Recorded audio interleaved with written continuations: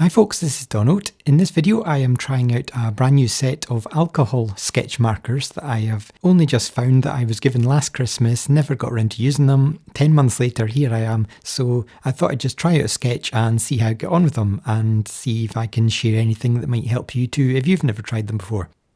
And this is the sketch that I'm going to be doing. It is Buckingham Palace in London. Fitting I thought at the moment, given that we have just transferred over to a new king. So before I get on to the alcohol sketch markers themselves, I thought I would show you the time lapse of the drawing that came underneath. For this sketch I am using a Pigma Micron PN drawing pen. And the reason I went for this rather than fountain pens, which I usually use, is that it has sepia ink inside it. And since the alcohol markers that I will be using are warm grey toned, which is a kind of sepia effect if you like, I thought that the brownish sepia tone inside the pen would be a really good match for that drawing. So it's got a brownish tint to it rather than black. As always, when I'm doing a sketch, I start with the items in the foreground and then I work my way backwards. So in this case, I started off by sketching one of the King's guards, as they would now be called, rather than the Queen's guards, marching up and down with his big funny black hat on. And as far as I can remember, this is actually the first time I've ever drawn a person in a sketch. It's something I always avoid. I never want to draw people, I just think I can't do it. It's funny though, because it turned out alright. It looks like the guard. It doesn't look too bad at all, so I surprised myself there. Maybe I should be drawing more people in sketches. It would certainly bring them to life more, I suppose, but it's just never something I tried. I've always avoided it.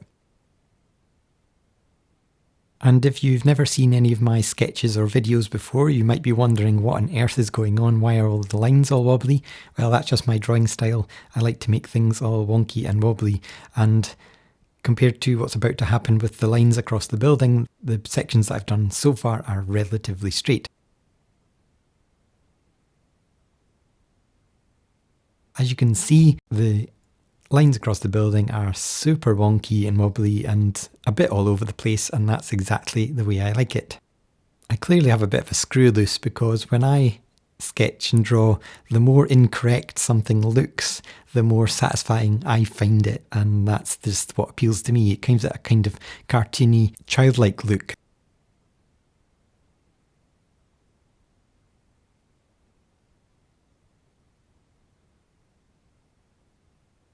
So once I had all the foreground things in, so there was the guard's box and the lamp and then the archway leading through the tunnel, I then started putting in the brick details. And at this point the wobbly lines across the building don't look quite so awful, like they seem to fit into place more once you've joined it all up with the bricks.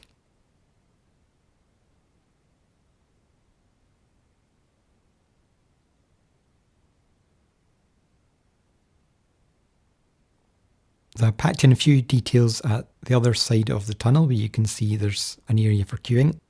And that just gives you an overview of the drawing, so we can now go on to the sketch markers. So these are from a brand called Stationery Island, and it comes in a pack of 10 different shades of warm grey tones. You can also get cold grey, and you also get lots and lots of colours.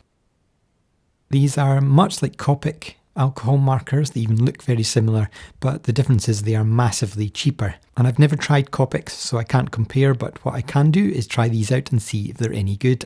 Much like how I do sketches with my usual grey India ink markers, I thought I would take the same approach and start with the lightest shade and work my way up, layering up the shades. But one thing I did know about alcohol markers is that they bleed through the paper, so that was one thing I wanted to check. And as you can see from the left side, the ink does come through. I'm using Bristol board to draw on, but the good thing is the next page was completely clear, so the ink wasn't leaching through to the next page. That means you can only use one side of the page, but it does mean that you're not going to ruin the next sheet, at least using Bristol board, which is what I prefer to draw on anyway, so that's perfect for me. Just like Copics, these markers come with a chisel tip at one end and a pointy tip at the other. And at first I wasn't sure which side I wanted to use, so I tried it both, and I found that the chisel tip was slightly better for this kind of sketch. It was covering a bit more area. I did find it a little bit unwieldy at first because I'm so used to using brush marker pens. and they have a much softer tip, and I found that the chisel tip is very firm and rigid, and it takes a little bit of getting used to. However, the big advantage of alcohol markers that I found from this sketch was when you look in the tunnel area, I was able to cover much larger areas with the ink than I would with India ink markers, because they dry so fast and they go streaky when you try to cover large areas. But immediately with these pens, when I was colouring the archway, you can just see how much smoother it is. It looks so much nicer. You can cover large areas, and I can really see why people are so keen on alcohol markers. They just lay down the ink so smoothly, and you can get a really nice finish with it.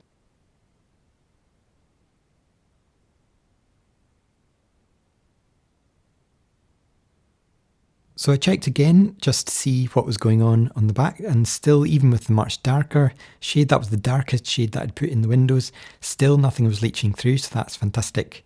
So just to recap, I did the lightest shade all over initially, then the darkest shade to turn all the lights off in the windows, and then I'm going in with some mid-toned warm greys just to bring out the foreground items, bring them forward, including the guard. Now, the beauty of monochromatic sketching is that you don't need to worry about getting colours correct. You can just build up the layers. And one of the things I found I really liked about these pens is because there are 10 different shades that I had access to, it made it much easier to increase the tonal variation in the sketch. Whereas when I'm using the Faber-Castell India ink markers, I only ever have access to 4 shades. So this gave me much more variety, and I enjoyed that. Without having to add lots and lots of layers, I was able to get that effect. Now, I didn't try any blending. I wouldn't really even know where to start with that. So that would be something I could try in future, but I'm very glad that I did try these, and they're so cheap. I think you can buy a whole pack for about £10, whereas a Copic marker, you can only really get one. The downside of these is they're not refillable, and you can only buy the whole pack. You can't buy them individually from what I can tell. But I did get given these as a gift, so 10 months after I got them, and having completely forgotten that I did have them, I'm quite glad that I did try them, and it does open the terrible possibility that I might get into expensive alcohol markers, which is one of the reasons why I never did try them, is because I didn't want to like them, because it would cost me so much to buy them. It seems like every time I try a new product, I go, oh yeah, this is what I want to do now. And then try the next thing. Oh no, now it's this. It's the ever ongoing problem of artists wanting to try new products, and when they do, thinking, yes, I'm going to spend lots of money on these now. And then you realise that later on that you don't actually want to use these. And then they just sit in a drawer and never get used again. If I was going to buy Copics, maybe I would buy 1, 2, 3 greys perhaps, and just try it with a small range and see how I get on. Maybe that's something for future, but I will keep using these because I really enjoyed them, and I thought for pens that are so cheap, they did work out very well. And they're a great way to try out alcohol markers if you've never tried them before without having to invest a lot of money. So thanks for watching, and for more sketching inspiration like this, you can click on this video right here, and I will see you in the next one.